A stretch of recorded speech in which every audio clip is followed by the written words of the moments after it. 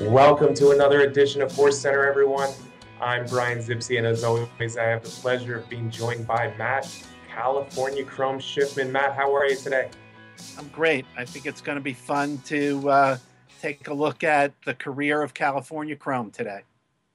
California Chrome's career. Matt, I hope this isn't an end. It very well could be. Of course, yesterday we found out that California Chrome will not be racing in the Arlington Million. His planned next race next month, of course, because of a cannon bone bruise. I think a lot of people, including myself, are thinking that this could be the end of his career. They get a stud deal in place. This injury may, minor injury, but this may send him off to his second career at stud. Matt, are you kind of thinking the same thing, that this very well is the end of his racing career? Yeah, it sounds like it because from what I've heard, it's about a 6-month-ish kind of recovery from this injury. So it'd be very unlikely that he could race again in 2015. Yeah, we're sorry. Of course, it's bad news. We wanted to see California Chrome, one of America's best horses, come back this year after his trip to Dubai and then the trip to England that never really materialized as far as racing over there at Ascot. But yeah, today's a good day to kind of look back. I think for whatever reason, a lot of people are discounting how truly good, how special California Chrome has been. Maddie's a winner of 9 of 18 lifetime for over 6.3 million. That sounds pretty good to me. A dual classic winner. Of course, he won the Kentucky Derby and the Preakness last year. Just a really good horse that for some reason is getting some negative play this year. I covered it a little bit in my article of yesterday, but let's talk about his career. He got started with the stakes winning early on as a 2-year-old California bred in 2013. Yeah, he began his career pretty much racing against California breds.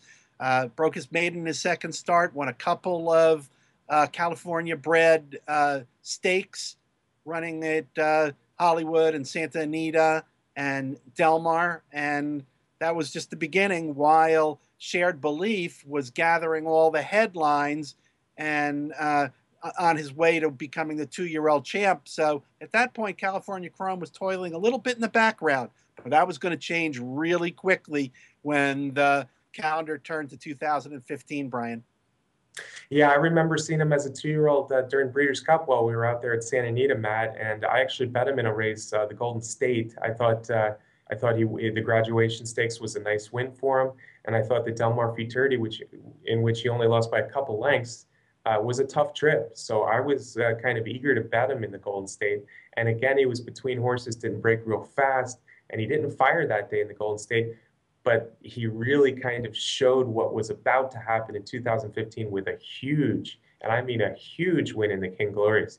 He just exploded on the far turn, and the King Glorious was over as quickly as the horse is straightening out. So that kind of was a precursor to what was to come in 2015, where he just started winning those races in much the same fashion, leading all the way up to the Santa Anita Derby. And by then, people really knew California Chrome.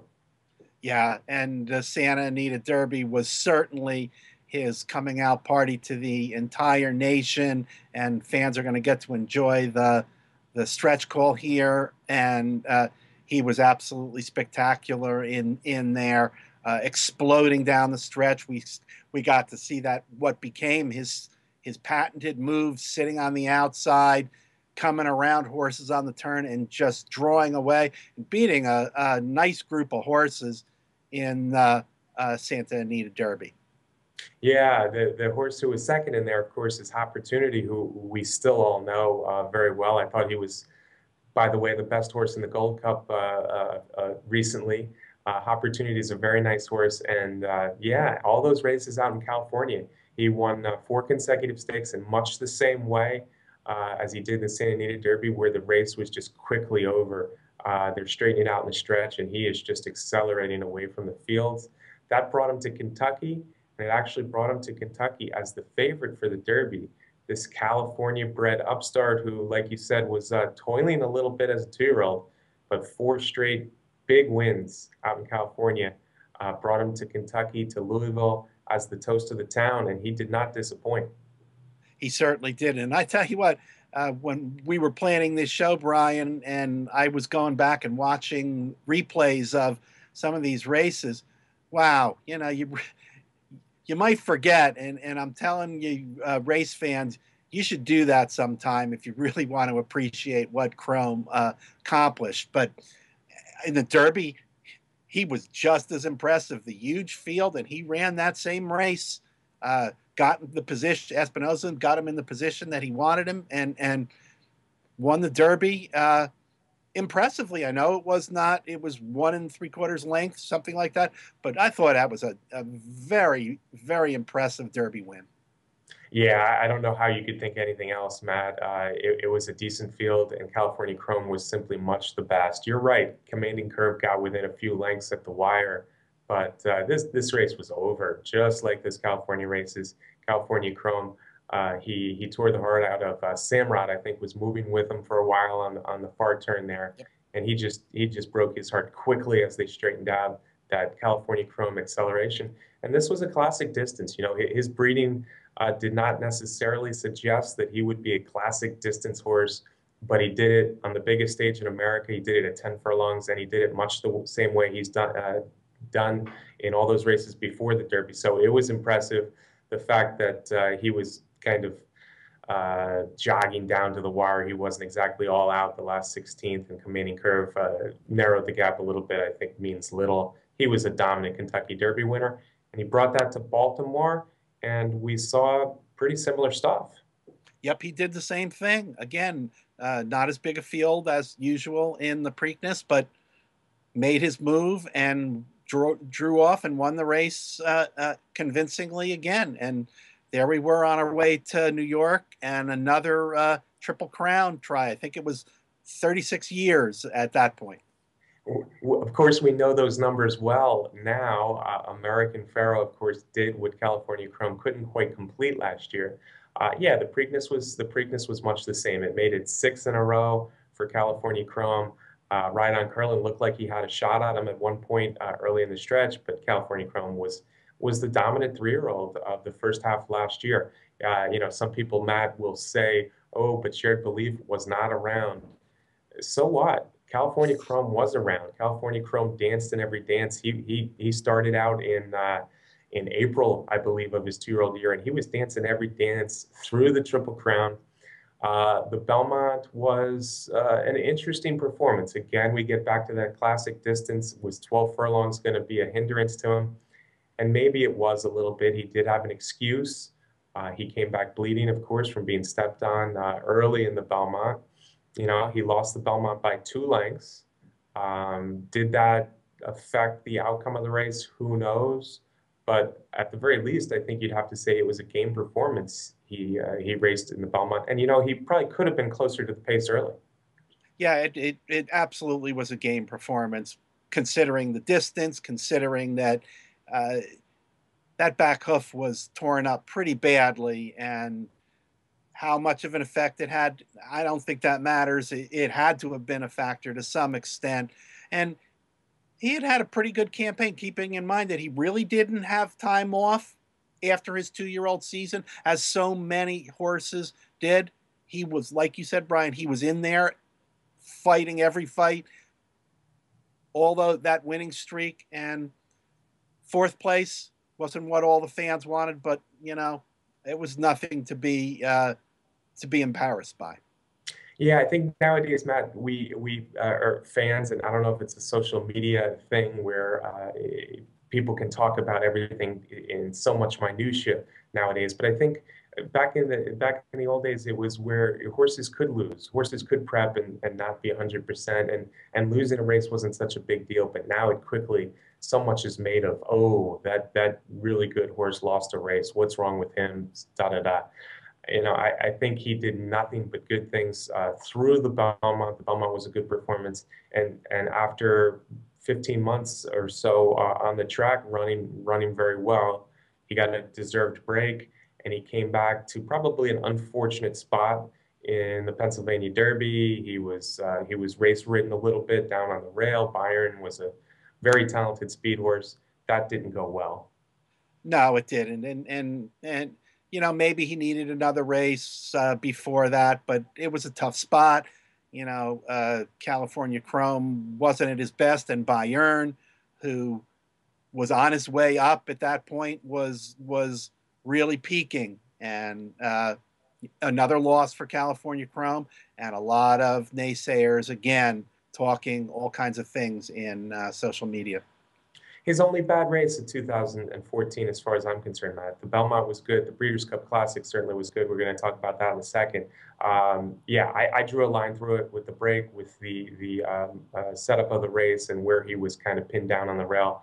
Draw a line through it, Matt. He ran four good races before the Derby. Derby Preakness wins were nice. The Belmont was a good performance, as we talked about. Then we go on to the Breeders' Cup Classic, and people think, okay, is this Triple Crown horse toast a little bit? Are we going to see more of the Pennsylvania Derby performance? Heck no, we didn't. We saw a really good race from California Chrome. Yeah, the rough and tumble Breeders' Cup Classic. So much has been said about it. Bayern wiping out the field, and all of those horses that were close by were affected, including California Chrome. And he he ended up running a really good race. But again, Bayern got everything his way and won the classic. And again, the talk continued. Now, still, Bayern's at the top of his game. It's Bayern, maybe going to be horse of the year, maybe going to be 3-year-old of the year after everything California Chrome had accomplished. Yeah, and I think California Chrome's race, Matt, in the Breeders' Cup Classic, frankly, was terrific. Wide post, mile and a quarter, best distance. I don't think that's his best distance, but to tell you the truth, despite the widest trip of all the contenders, another jump or two, he probably wins the Classic. He was surging at the end, missed by a neck. He was third, but he missed by only a neck. Couple jumps past the wire. I think he's in front. Heck of an effort, and an effort that kind of shows how good he was from the start of the year to the end of the year. But that wasn't the end of the year. He got a turf race in. It was grade one turf race. It wasn't a strong grade one field, but the Canadian Horse of the Year, Lexi Lou, the filly, was in there coming off a nice turf win out west. And it was no contest, similar to the races he had run earlier in the year where, you know, as soon as they straightened out, you knew California Chrome had this race. Yeah, I tell you, and the unsung hero, and he wasn't unsung, but the quiet hero in the background of the California Chrome connections, Art Sherman and his son Alan, who had been taking such wonderful care of this horse and developing this horse patiently through that 2-year-old campaign, 6 wins in a row. And Art Sherman pulls it out of his hat. He says, "We're going to the turf in the Hollywood Derby." And he and the California Chrome, it was that great performance in that turf race that got the horse of the year, the 3-year-old championship, back on the side of California Chrome. And the Shermans, deserve all the credit for those titles that their horse deservedly got at the end of the year. Yeah, I can't say enough about Sherman either, Matt. Just a great guy, humble guy, and he did really well with this horse. Hollywood Derby was, I don't think it was a great performance per se, but to show you how well he was running in November after being so good in January says a lot about the horse, the Triple Crown campaign. I think, not because I thought he was the very best horse of 2014, but the fact that he was so good over the entire year, did it in some of the biggest races, just missed the Classic. He was certainly, in my opinion, the deserving horse of the year. Now, this year, it's been different for Chrome. Believe it or not, he's only had 2 races in 2015, and I think both were good. Shared Belief, Showdown in the San Antonio.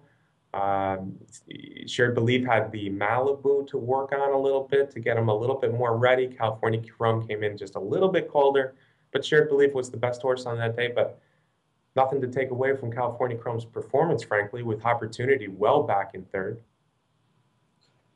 Yeah, no question. I'm sure some of the fans realize it. He won $2 million in those two races in 2015. That's not bad. Yeah, the Dubai World Cup, again, very good performance. It's not easy to go halfway across the world against those good horses that maybe not all the American fans know, but I thought a very good performance there. So he had two races in 2015, and they were very good races. And then all heck broke loose with going to England, minor injuries popping up. Should he have ever gone to England? I kind of like that they were taking a chance with him. They knew he could handle grass. People hated it. And then he got hurt once, now twice, and now we don't know if we're going to see him on the track again. I don't hold a grudge for the owners for trying to do something different. They're not your average horse owners. That's okay with me. Yeah, and you know, I think in part of this too is what we touched on a little bit before. All of this discussion comes now on the heels of what American Pharoah has done, and keeping in mind that, you know, he won the Triple Crown and he's on a winning streak. It's easy for some people to use that and hold that against California Chrome's connections for going to England and not keeping him in the country. But California Chrome's career has absolutely been terrific, and we were lucky to see him run in the Breeders' Cup. You saw him in the Derby. I saw him in the Pennsylvania Derby.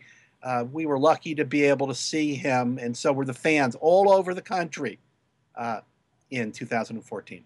Yeah, California Chrome was nothing but good for racing. Agree with everything that his owners did. You got to love his trainer. But the horse has won 9 out of 18 races, Matt. He danced every dance. He's won over $6 million. He's a Derby winner, Preakness winner, just missed in the Breeders' Cup Classic. His 2 races this year were good, despite the fact that he didn't get the win. I have nothing but good things to say. And if we don't see California Chrome anymore, I'm going to call it an excellent career. Compare him to American Pharoah, I think that's silliness. Yeah, American Pharoah, I believe, is a better horse, and he's a Triple Crown winner. But why compare him? California Chrome was a wonderful Calbred. More than that, he was a top-notch horse, a deserving horse of the year, and I'm glad that we got to see him the past 2 years. Without question, Brian, he gave us a lot of thrills. He gave us so many things to write about and talk about in 2014. So thank you, California Chrome. That's it, folks. We just wanted to highlight the career of California Chrome. We're not sure that it's over, but it very well may be. And if it is, it was a heck of a good career for California Chrome. Hope you enjoyed our California Chrome retrospective. We'll see you again next week on HorseCenter. As always, we're brought to you by Horse Racing Nation and Derby Wars. Thank you, Matt. My pleasure, Brian. And thank you all for watching. We'll see you next week.